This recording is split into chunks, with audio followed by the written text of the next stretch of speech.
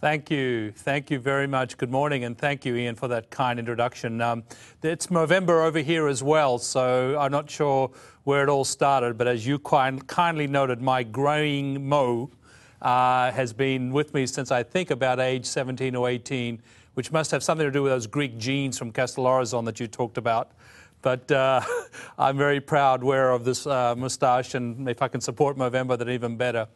I do believe the topic of the day and what Menzies Research Centre has done and inviting me to participate is certainly critical and important. I was very delighted to accept. As already noted by yourself, I've come in from actually overnight from South America. In the middle of the week, I was in France at the B20. And at the beginning of the week, I was in Beijing for the US-China Business Council meeting with Premier Wen Jiabao. That might give you a sense of a modern global businessman's life or businesswoman's life today, 3 continents in a week. And every topic that was talked about at any forum I was at, including private forums to Dow, this topic that the Menzies Research Centre is highlighting came up in spades. And I really want to commend the Menzies Research Centre for highlighting the importance of manufacturing to the future of Australia. As I've already indicated, this issue, as you know, is one that I see as critically important.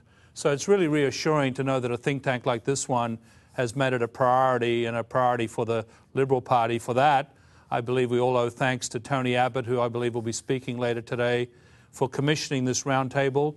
And I believe it's a great addition to the other recent forums that you mentioned, Ian, for example, the one that just happened, the Jobs Forum.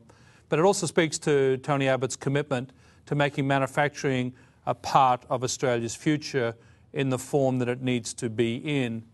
And so in the time I have with you today, I want to try and give you a perspective as a proud Australian and as a global businessman. I would like to describe how I see the global economy changing and how I see companies and countries indeed responding. And of course, I would like to discuss what it all means for Australian manufacturing. As I've said before, this is not just an uncertain world, it's a truly volatile one. For some countries, that volatility has driven entire industries to relocate to the other side of the world and to really seek safe harbour wherever it may be found. And for others, it's meant the chance really to take advantage of that volatility and drive extraordinary growth. In many places, actually, globalisation has been a force for progress, but by its very nature, it is also a force of destabilisation. In Australia and elsewhere, globalisation has really upended old economic models, such as, for example, car manufacturing that Ian talked about, and it's really created imbalance where stability once reigned. You need look no further than the volatility of currency and the dollar in particular, and stock exchanges in these past few weeks and months. And left to its own devices, globalisation truly does favour efficiency. Countries with the capacity and the human capital to, for example, drive complex financial transactions like in the United States or the United Kingdom, they are going to see natural expansion where they're efficient, for example, in their financial sector and other service sectors. In countries like Australia that have abundant low-cost reserves of natural resources, we'll be efficient and we'll see growth in that sector. The corollary is that less efficient sectors will tend to erode. Now, we see this in Australia and elsewhere, of course, including here in the United States, where Dow is headquartered, in particular with the loss, almost the unstemmed tide of the loss of manufacturing jobs. Now, I've seen, and we've seen, and anyone in the policy environment has seen that leads to an imbalance within economies. Some are arguing on the side that is fine, let that just happen. They say that if we're adept at one thing, like mining or agriculture, we should be content to base an economy just on that. Well, I think as the book would state, when you get around to reading it, I hope, or for that matter, even what I said at the Jobs Forum, I disagree, and I disagree for very strong reasons, which I'm going to cover in this talk. I believe we must keep a balanced economy because the truth is not all sectors are created equal. Manufacturing, in particular, has the power to create jobs and value and growth to a degree that no other sector can. Not tourism, not services, not even services such as the financial sector. Depending on the type of manufacturing you're talking about, creating anywhere really between 3 and 5 times the type of jobs that are inside the plant, outside of the plant, is a standard multiplier. That's an enormous effect. And in fact, it's unique to this sector because the jobs that it creates are great jobs, technical jobs, scientific jobs, engineering jobs that truly are driving competitive advantage for those countries that have them. So countries cannot afford to just sit back, in my view, and let the forces of globalization just drive them towards economic imbalance. Passivity is not a growth strategy. Growth requires action, and it really requires thoughtful intervention. And when you look around the world, you see that the countries that are succeeding economically, even in these difficult and volatile times, are doing so by forming strategies for their future and executing against them. Take Brazil, for example. Brazil is not content to be a power in just agriculture and natural resources alone. It's taking deliberate steps to strengthen its other sectors as well, in particular in manufacturing. China clearly is not content to be the world's factory floor, especially in old line industries such as textiles and car assembly. It's investing deliberately in innovation and education to create, innovate, and indeed generation skip into high technology manufacturing sectors. And I heard that one more time from Premier Wen Jiabao just this week. Singapore, Thailand, Germany, these countries are relentlessly building their capacity for long-term growth in ways similar to China, with Germany and Singapore, in my view, as standout examples of modern, diverse economies. You know, Germany has been doing this for many decades, but it really accelerated 10 years ago as globalization took hold. And Germany is now reaping, really, and leveraging those rewards from the decisions it took a decade ago. The key to its success, and the countries I've already talked about, is how they've gone around systemically to institutionalize innovation and innovation capability. Germany can invent and fabricate like few other countries, something I see firsthand. And I think the Russell Minerals story that Ian talked about is one example of innovation at work, where, like he said, metal bending, but customized equipment of the high-tech kind is something that the best companies and the best countries do. Other countries are struggling to catch up. Clearly the US. While it remains a great global leader in innovation, it has only recently taken note of what other countries are doing so well and has just begun to realize what it is required to bring jobs back to its economy. It's belatedly, and it's certainly occurring in fits and starts as the political cycle starts to take hold. But the trend lines are clear, and there is no escaping reality.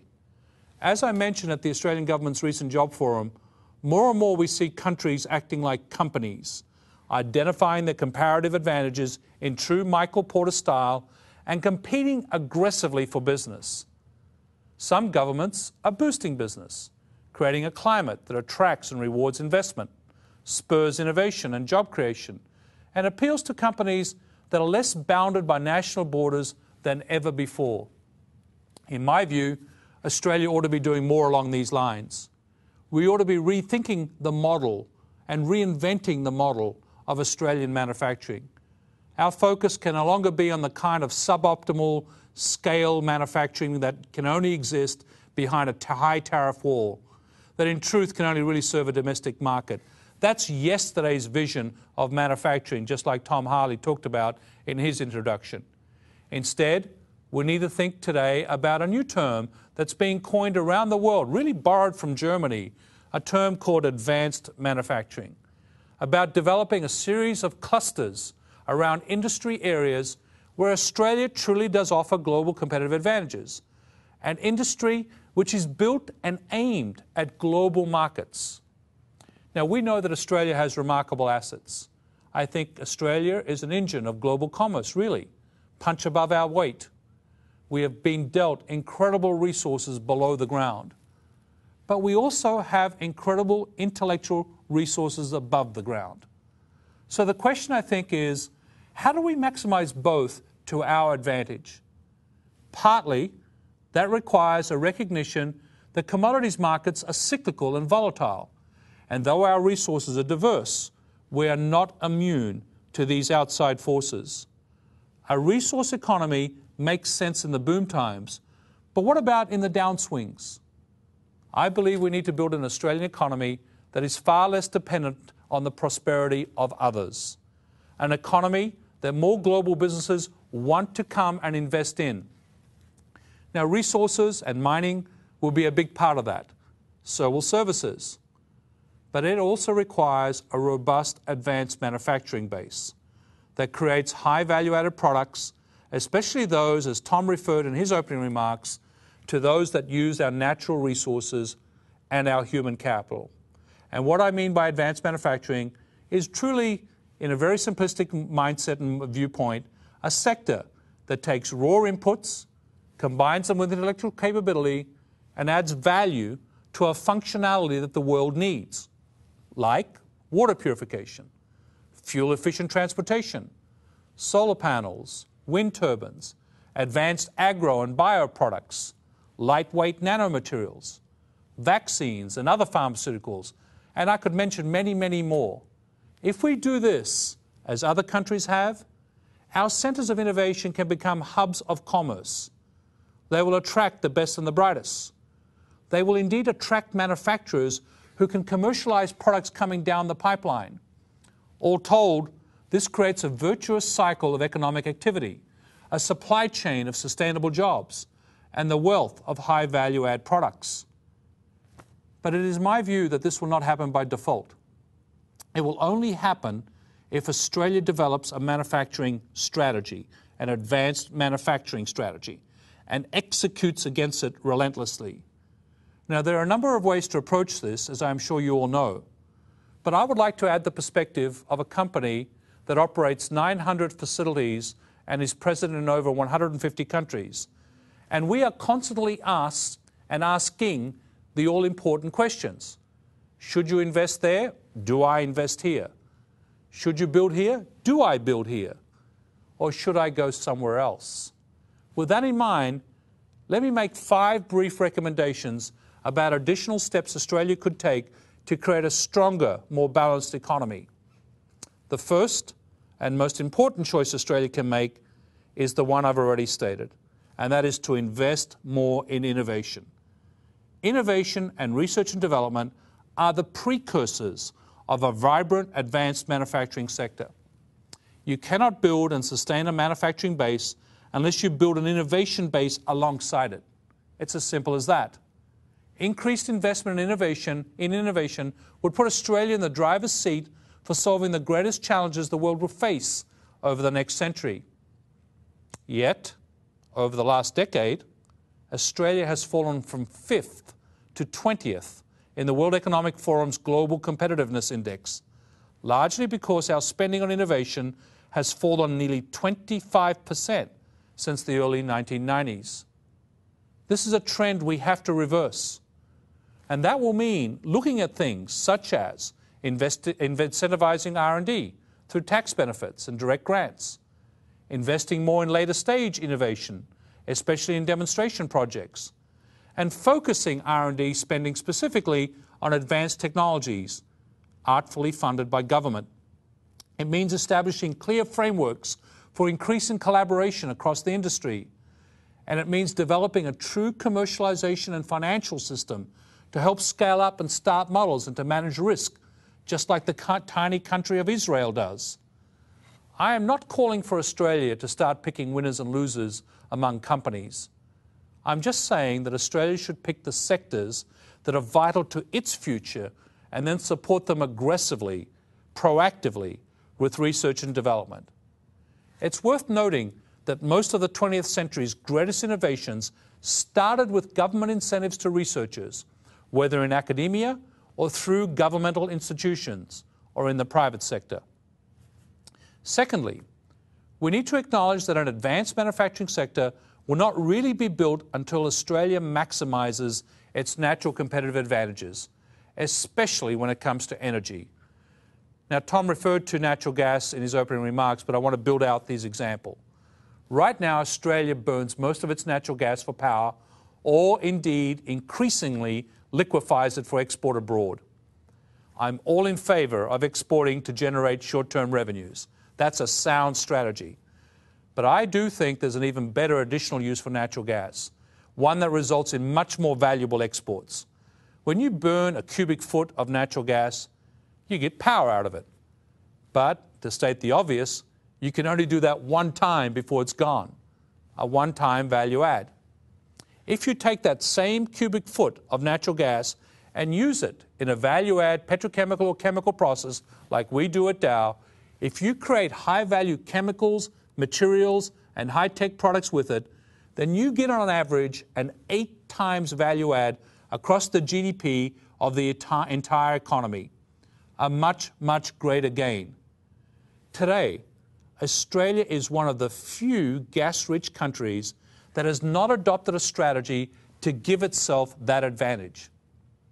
Take Canada, for example, a country that uses its higher value gas streams for domestic industry.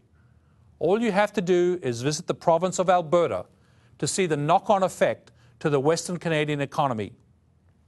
Canada shares all our free enterprise, free trade values, and it has the exact same model as Australia, but it has done something Australia has not done. It's executed against an energy strategy. The Saudi Arabian project was referenced by Ian in his opening remarks. Saudi Arabia could be content to export oil and gas for another century and do nothing else. Instead, they are deliberately choosing to create a diversified economy to employ their citizens and to diversify their export revenues. As already stated by Ian, we've announced participation in a $20 billion project to do just that. What was not announced is how many jobs would go with that. 15,000 direct jobs and 100,000 indirect jobs, all of those jobs outside of the oil and gas sector. Thirdly, in the trade arena, advanced manufacturing relies on global markets by sheer definition, so access to those markets is critical. For that reason, Australia should accelerate all of its free trade negotiations, the ones with China, India, the Gulf Cooperation Councils, to mention a few. Australia's trade agreements should be focused on future markets, on exporting high-value products, not just resources and agricultural products. Fourthly, expanding access to new markets is just one of the ways that Australia can improve its business climate and attract the kind of investment I am describing. Australia should also redesign its corporate tax system to strengthen its international competitiveness. And it should reevaluate financial, environmental, and healthcare regulations to promote the greatest possible measure of competition, choice, and growth. And fifthly, improving the climate for business requires genuine partnership between business and government. We should be working with each other, not against each other, to create such a strong framework for growth. In the book that I wrote, and in every speech I give, including at the B20 this week, I talk about public-private collaboration in the new century.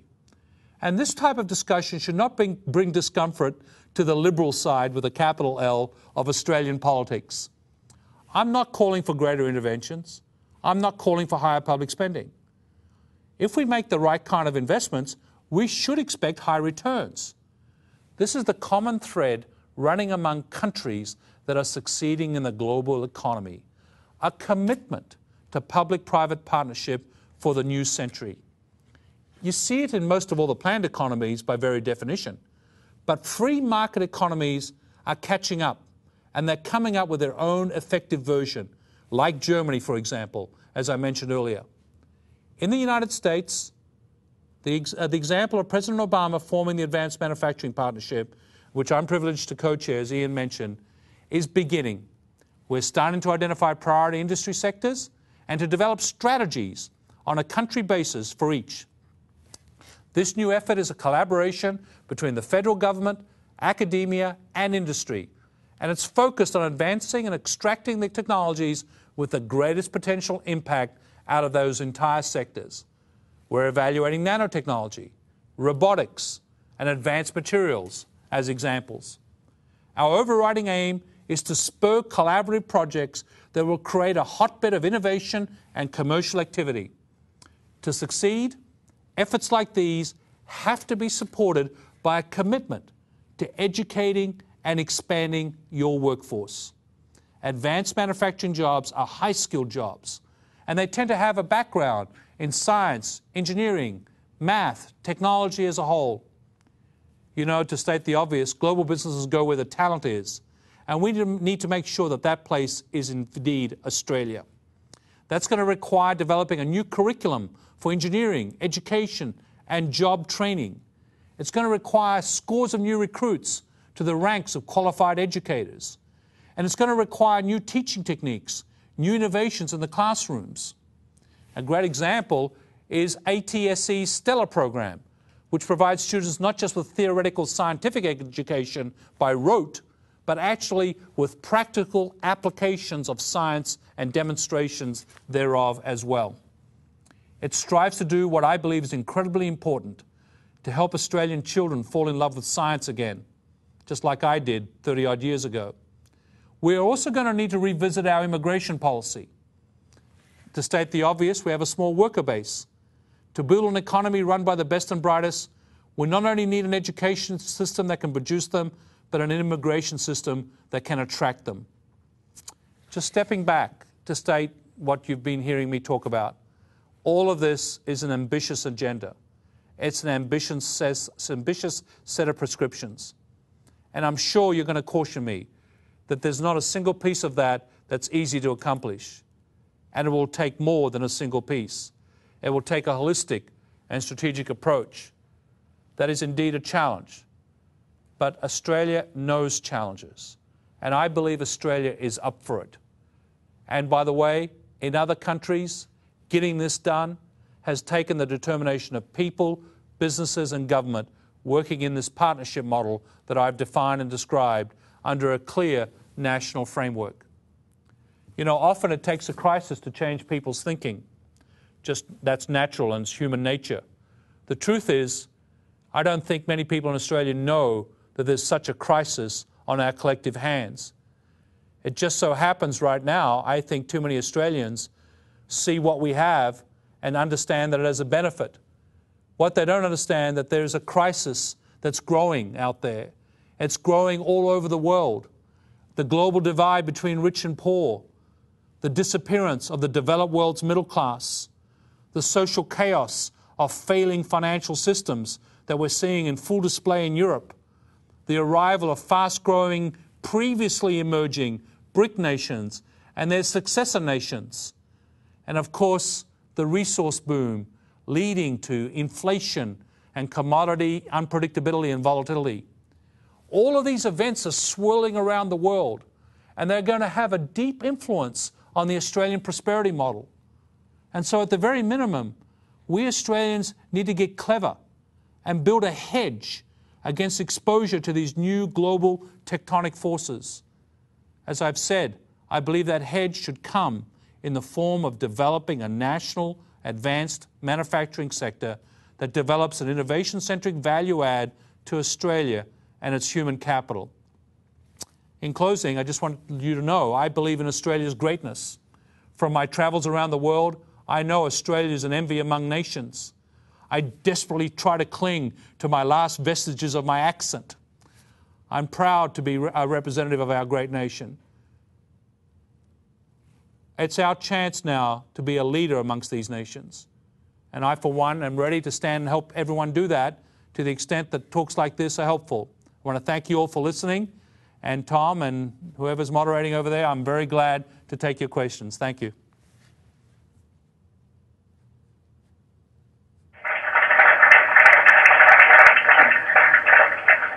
Thanks very much, Andrew. And I think everyone in this room is not only extraordinarily proud to have you as an industrial ambassador for us in the rest of the world, but certainly grateful for the insight you've given us today.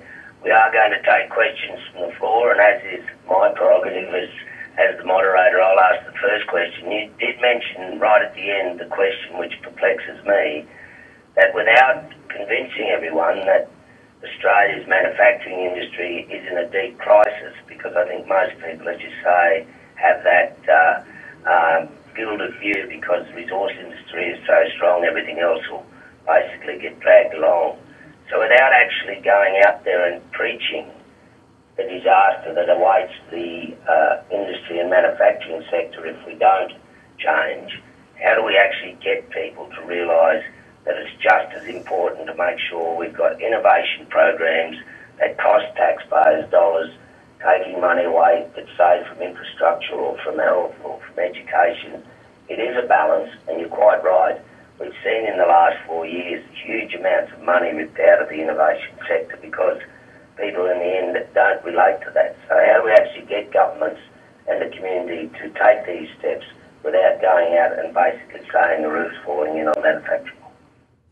You know, thanks, Ian. I've been asked that question, and I've actually tried to frame it so I can at least simplify the answer so it takes traction with not this audience that's listening to me tonight or today, excuse me, this morning, but also, you know, a factory worker out there working maybe in a fabrication shop like the one you described. How can I explain it to someone who doesn't actually understand all these things that, you know, I talked about at the end of my talk? And where I go is kind of not an obvious place. I go to the country of Norway. You know, Norway with the North Sea and its oil and all the production it's had over generations, many, many decades ago, it did what the UK didn't do. What the Norwegians decided, a small population as they are, that this one day, this resource sector will not be there, or in fact, they can't count on it in terms of pricing because they don't control the pricing of oil, to state the obvious. So they formed a fund, and they decided the next thing they did was, instead of putting that fund in the hands of government, they actually put it in the hands of people from the private sector who obviously are chartered by government to get the highest return on that fund. And now if you follow Norway with the depletion of the North Sea, the income they earn from that fund way overwhelms the money they get from the remaining part of the North Sea oil. Now that simplistically talks about a hedge. Fundamentally, I've taken current dollar I'm earning, in their case krona, but obviously you know, they took it and they said, I'm going to convert that to a revenue stream that I will then sustain my lifestyle with, my education, my universities, my populace, my social benefits. And that was an intervention model that they did, which created really a financial hedge. Now, Saudi Arabia, which I used in my talk, is just waking up to the notion that they are literally not in control of the pricing of their product. And they remember $10 oil, and they have 7 million people unemployed. So their burning platform is very clear. I've got to diversify away from oil because I don't want to be in the hands of others. One day, who knows, oil may well go down to $40 or even $30, and then suddenly I have a massive issue on my hand. So those two examples, and Norway's maybe the better pertinent one, is what's the system we want in Australia? All this income we're earning right now that's coming from the resource sector, should we tax it, which I'm against, and you heard me in your opening remarks, you made that comment. Should we tax it and just distribute it now? Or should we find a way to deploy it and deploy it for future generations of Australia on the premise we don't control the pricing of our exports? And when we deploy it, should we deploy it so we systemically build a future based on technologies and innovation that others will want, that we uniquely have? And should we do that by building a university system and an innovation model that develops next generation products that we can scale up and sell to the world? No longer having tariffs, that's yesterday's issue. How do I do that and export ideas in the form of products and technologies? And should I be doing that deliberately so that I can actually develop the next generation of Australian jobs? Now, what do you say to the factory worker? You say, look, just like Russell Minerals, I am going to uniquely adapt as a country to a changing world environment. I'm not always going to rely on resources. I'm going to develop alternative sectors. I'm going to find a job for you, for your skills, and I'm going to help retrain you to those new skills. And I'm going to help your children adapt to those changing skills by giving them university systems that actually can teach them, and not only university systems, but elementary school and high school teaching, as I mentioned in my talk, so that I can always be advantaged here based on my comparative advantage being my human capital. If I didn't have resources, I'd be doing this naturally, because I have resources, I need to develop the alternative. As I said in my talk in Advanced Australia session in Perth, if we run a two-speed economy where the retail sector and the service sector and other sectors don't grow for whatever reasons, whatever the reasons may be, and the resource sector grows, I think we're at risk for not hedging against the day when the resource sector can't deliver. Thanks very much for that, Andrew, and I'm sure Malcolm Turnbull would agree with you. Yes. Alan Moran from the Institute of Public Affairs. Enjoyed your speech tremendously, and there's an awful lot in it which obviously we all agree with. We've got to have more R&D, education reforms, and all that sort of business. But you were talking in terms about, you mentioned it wasn't winner picking, but it was sector picking. And one of the difficulties, I think, is how do you pragmatically do that? If I were to give you, or the government were to give you a bag of dough, I'm sure you'd do it very well, but and we may well see some of these innovations that you're talking about and winner industries, but you know, it doesn't work like that. It never has worked like that, and it can't work like that. It'll be committees of people.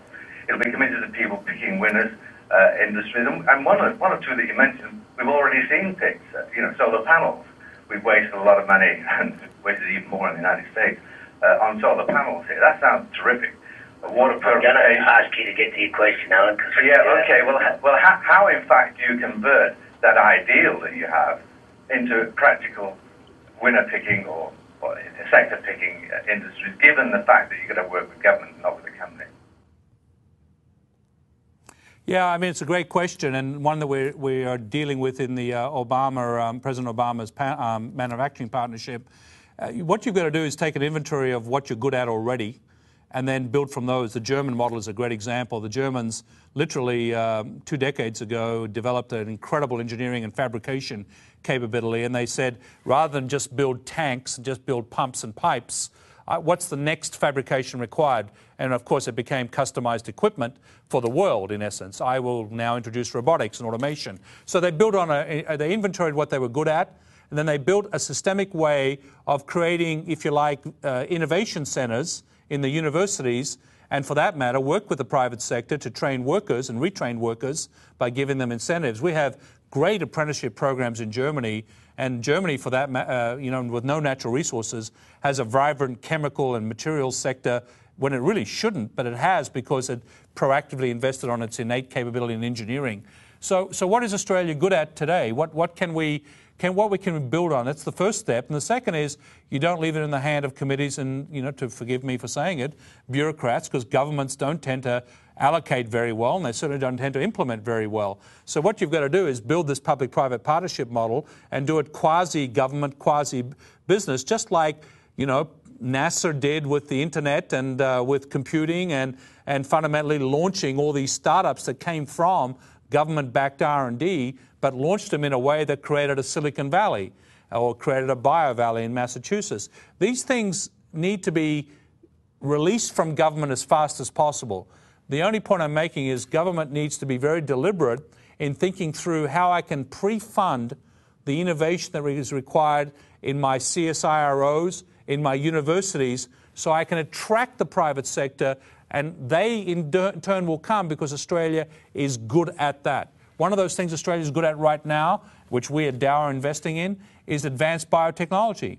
We've made 2 investments, one in Queensland at the Australian Institute of Biotechnology and Nanotechnology, and the other at the VABC at La Trobe, at the La Trobe Park, all on advanced genomics and advanced bio, really coming from the healthcare pharmaceutical side, but now moving over to the bio side.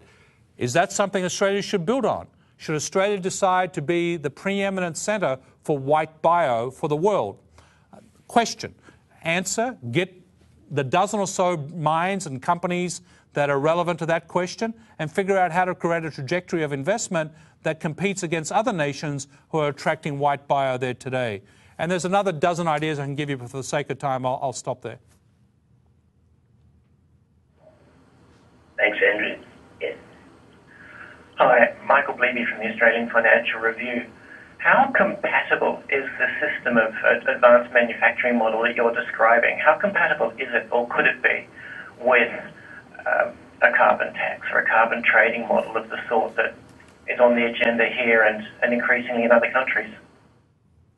Yeah, so carbon pricing and a signal on carbon is one strategy, and a carbon tax is a subset of that. I've been vocal saying that the carbon tax makes no sense in isolation, and I think a signal on carbon pricing makes no sense in isolation. I don't know which other governments you're talking about besides the Eurozone, which is in deep trouble, as we all know, other than Australia and maybe one or two others that have decided to be proactive on a carbon tax. But if you're choosing to put a tax on your resources, then what's the best way to spend the revenues from that? I think that's the question that was asked inherently. And when Ian asked that question, that was embedded in my answer with the Norway example.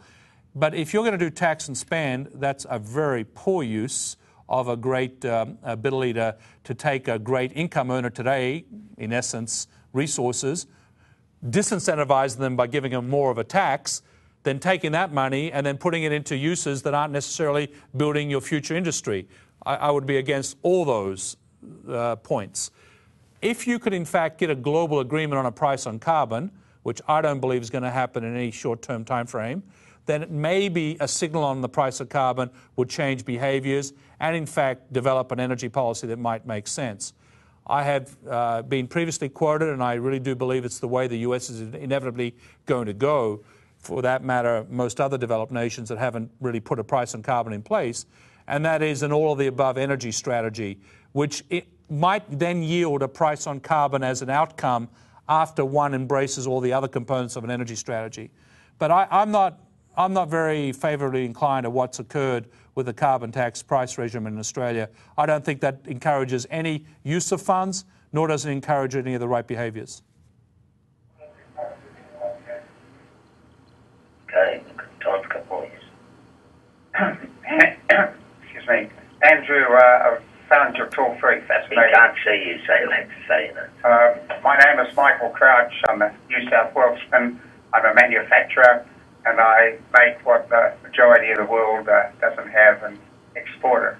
But what I wanted to, the picture I wanted to paint is that this country has become very much a service industry, very much a welfare nation in the last 20 years. The manufacturing scene of the 60s has all but gone completely.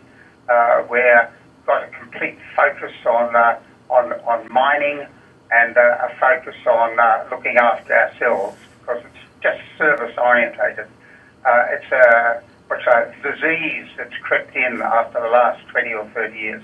You talked of innovation and trying to be more innovative in this country. How would you suggest that this nation now goes about and focuses its attention on innovation? Well, I applaud you, Michael. Thank you very much for that great question. And so what you're doing here today, what I'm doing in all my remarks, is I have begun the rebranding of manufacturing for the next century. I agree with your analysis about Australia. It's my own observation when I come home that we've become obsessed we became obsessed with services. We became obsessed with mining only as the answer, and that's where maybe Ian and I kind of had our commentary about, yes, it's a great thing, but it's not a great thing when it's the only thing. And I think your analysis is correct. I've seen it in the UK. I think the UK is a dreadful example of your point. I think they didn't do what the Norwegians did. All their North Sea oil revenues went to naught. They built a financial sector that collapsed in on themselves, and now they're paying the price. Their citizens are paying the price. So you have to rebrand in the minds of Australia's population, firstly, that there is indeed a need to do this, and what are you talking about? What is this? This is not white goods manufacturing of yesterday's generation. This is not textiles, and this is not labor cost intensive sectors. This is technology intensive sectors. You have to rebrand, and that's why I don't even use the term industry anymore. It's terrible. We should. It's a good word. It's a lovely word, actually. It's industrious, right, to be industrious.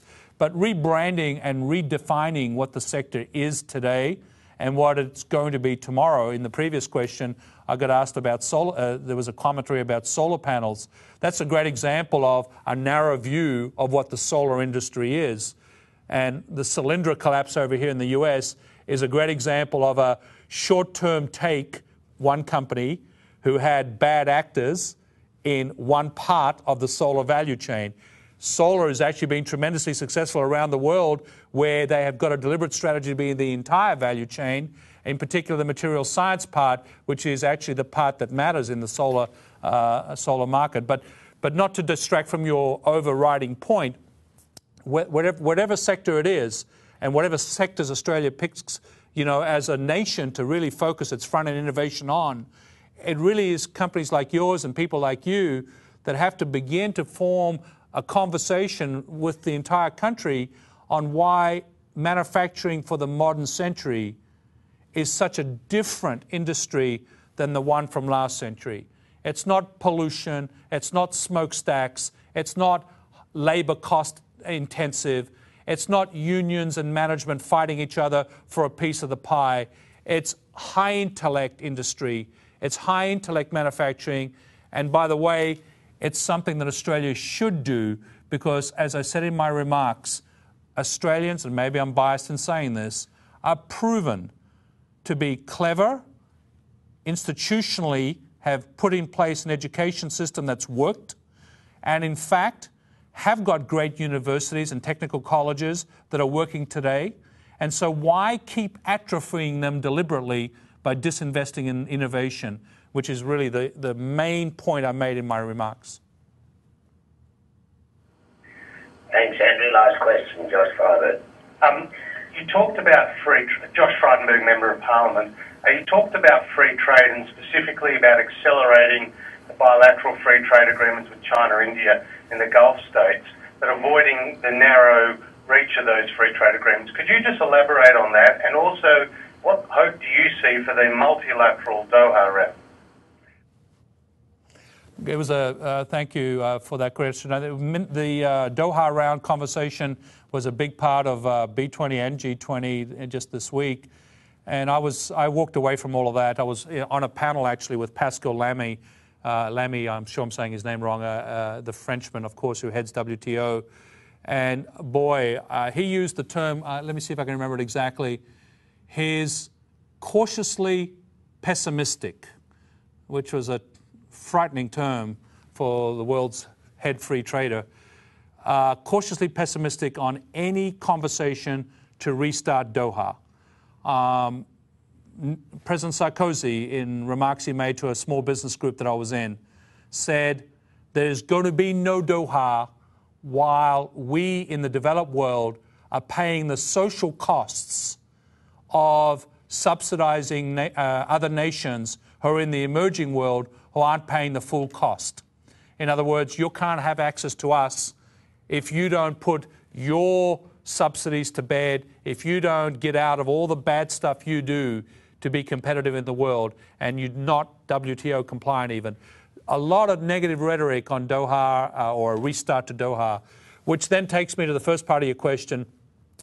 Narrow bilats, and by the way, the TPP, which I didn't mention in my remarks, is a very important multilat, if you like.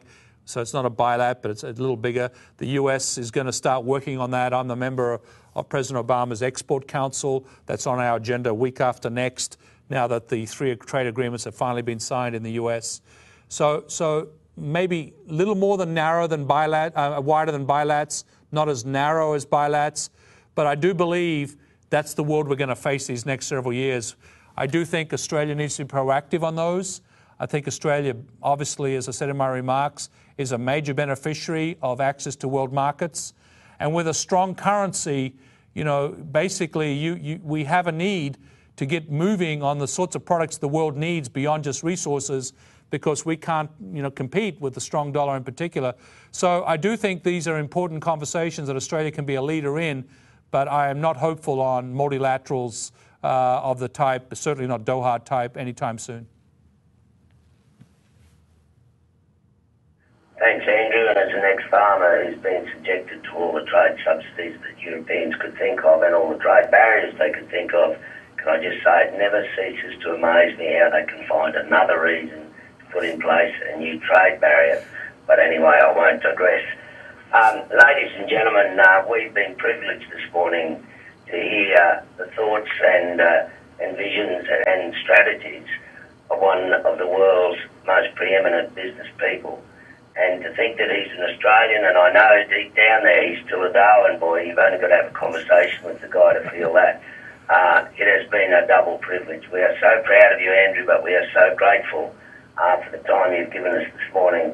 I hope you can go back, if there is sunshine left in Michigan at this time of day and Sunday, and enjoy the rest of your day. And I'd ask you, no sunshine? Okay, that was Tom's fault. You gave me the wrong time zone, Tom.